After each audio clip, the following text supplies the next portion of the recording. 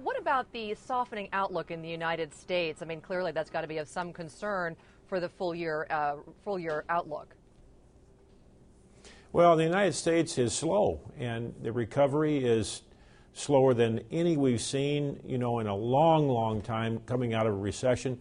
We sure thought we'd be a lot further along than we are today, and it's worrisome. And of course, the buzz this week in Washington, and I'm sure next week is not good to restore confidence. We've just got to get past the debt ceiling, get that behind us, get it raised, get on with substantial discussions on deficit reduction, on taxes, tax reform. We're really worried about lack of progress on free trade agreements. Lots of things are tied up right now as they grapple with this really tough debt ceiling issue. You had some pretty strong words for those in Washington that are trying to deal with that debt ceiling concern as it continues. Do you think they're listening? I mean, this really is a problem for business confidence and companies, frankly, investing back into themselves. Well, I think they're listening. I think what we're seeing here is a political system that's deadlocked. I think in many ways it's a reflection of the discussion going on in America.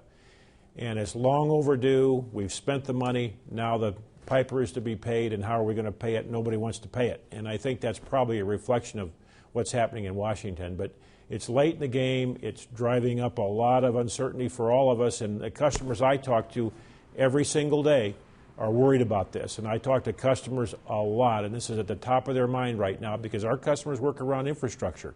In this country, they build infrastructure.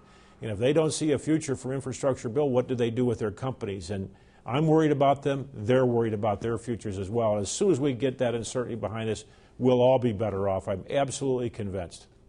Let's take this and broaden it out a little bit to an international perspective and go to China, which is also seeing some softening, but in comparison to the United States, I mean, it's hardly a good comparison because softening for them is what, 9% GDP? Yeah.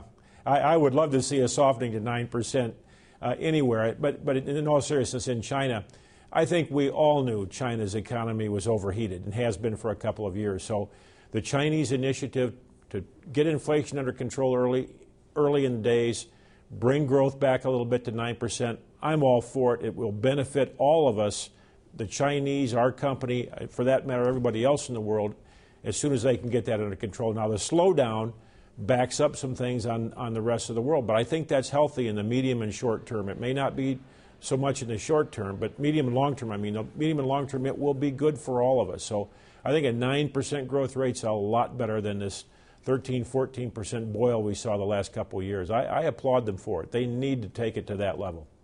The same thing, though, in Brazil and other Latin American countries is they're already beginning some tightening in terms of fiscal policy. So what does that mean, though, for Caterpillar if demand is going to shrink in those countries as well, potentially?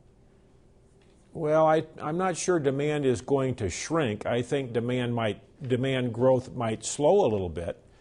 And as far as I'm concerned, I've watched Brazil. I lived in South America 35 years ago, and I've watched Brazil through ups and downs of many, many decades. I think it's a healthy process for them also to get inflation under control early. So I support that, and I think it's good for us. Now, the good news ought to be that the U.S. ought to start reflating fairly soon, and when it does, that can make up for some soft spots around the globe elsewhere. Typically, we see that in the past in recessions. A slowdown in South America may be offset by Europe or somewhere else. So, frankly, it'd be nice to see a more balanced world growth situation where some hot economies cool, some cool ones heat up, and, of course, there's plenty of opportunity for that between Western Europe and the United States.